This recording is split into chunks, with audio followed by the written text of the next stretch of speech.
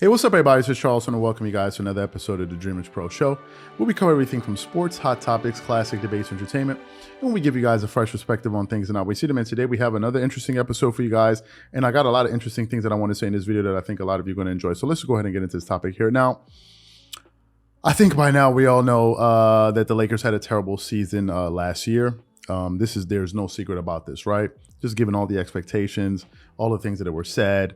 The big name players, all of these guys that they were able to acquire, and the way that the season ended, I think it was just, it was totally inexplicable.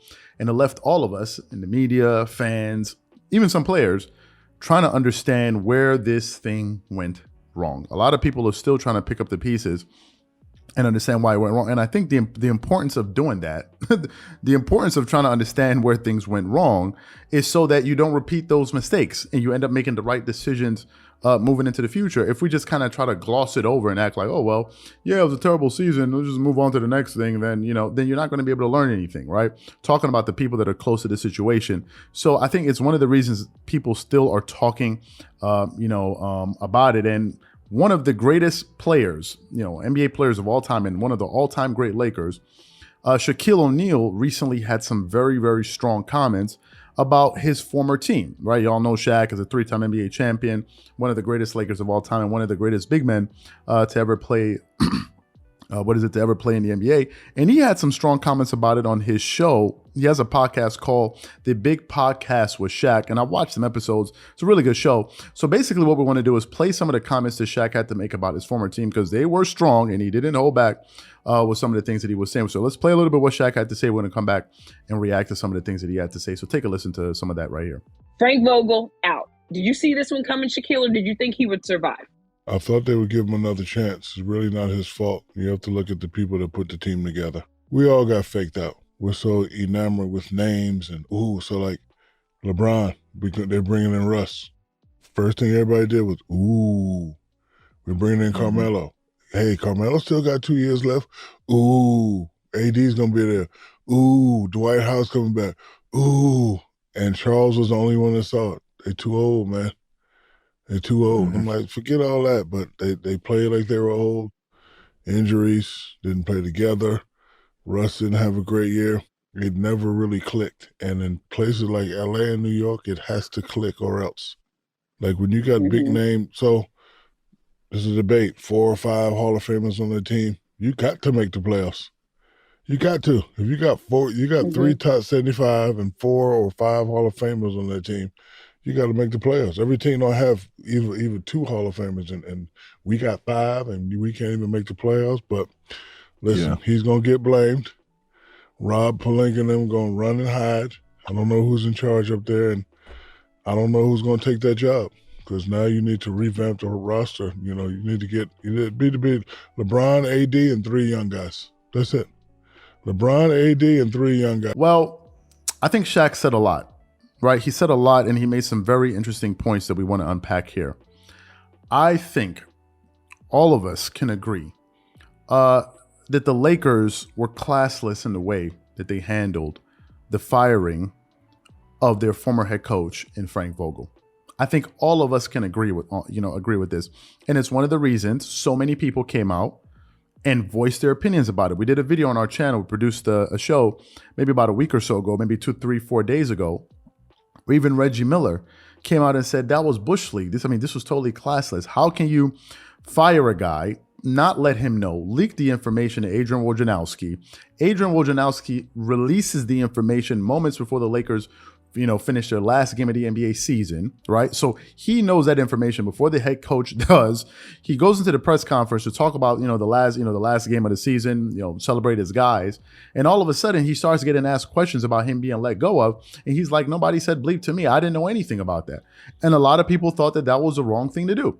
Right. But it's nothing new, because the Lakers as an organization have been making a lot of head scratching decisions. And it's been one blunder to the next one. Right? You sit back and you look at some of the decisions that they've been making over the years, and you're like, how is this even possible? How is it even possible? And it's one of the reasons.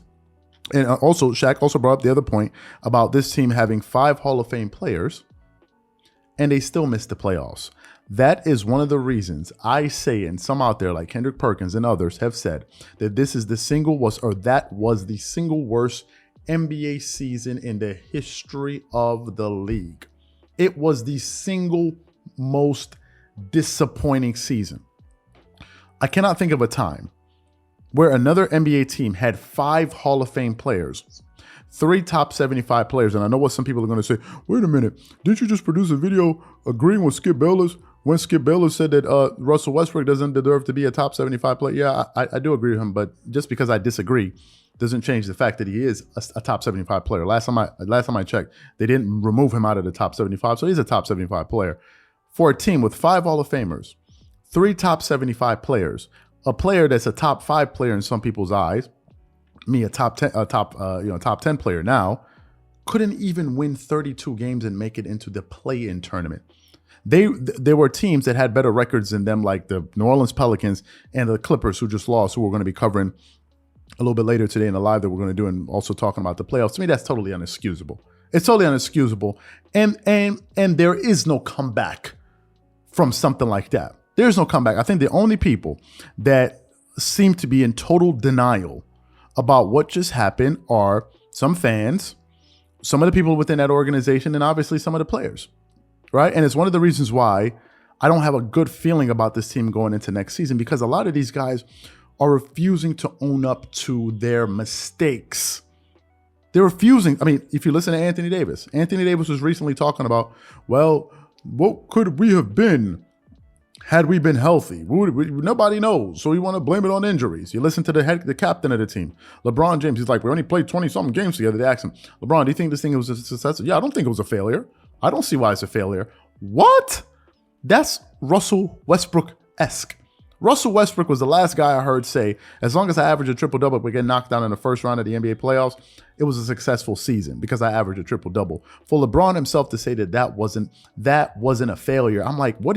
And these are one of the reasons why I don't think this team is going to do better next year, because it seems as if their players have zero accountability and they don't want to come to terms with the facts of the matter. This team was terrible. You underperformed. And Shaquille O'Neal is 100% right about the comments that he made about some of the players in the management. He is 100% correct about it. Some people have been saying, who's the one really at the top of the Lakers organization? Is it Rob Pelinka? Is it Jeannie Buss? Is it Kirk Rambis? This is an issue because it seems as if they have too many cooks and too many chefs in one kitchen. You can't have all of these different chefs in one kitchen, right? So that's the first thing. And they're the ones that put together that ridiculously old roster for Frank Vogel to coach. And they try to make it seem as if that all of a sudden this guy doesn't know how to coach NBA teams.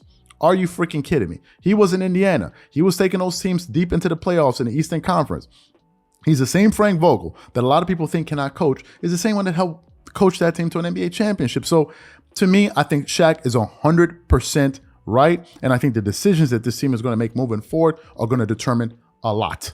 I don't have a lot of high optimism, for this team moving forward into next season. I don't, because number one, Anthony Davis, as I've said before, and I'll say it again, is not the guy I would want going into the future. Shaq is saying all they need is 2 stars and 3 young guys. Fine. I don't believe in Anthony Davis. Number one, his health, his motor, his leadership. I don't believe in him. And obviously you have LeBron James. Well, LeBron is old now.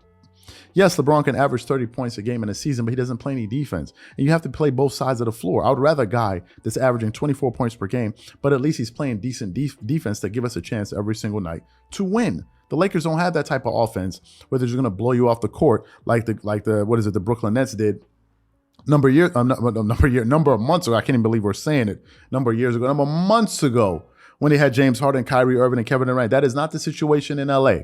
Right. So to me, listen, Shaq is right. Stop making excuses. And these are my opinions. And I think he's right. So what I want to know from you guys is this. What do you think about what Shaq had to say? And what are your overall thoughts with this team moving forward? Whatever you guys think, please leave your thoughts and comments in the comment section. And we'll catch you guys on the next episode.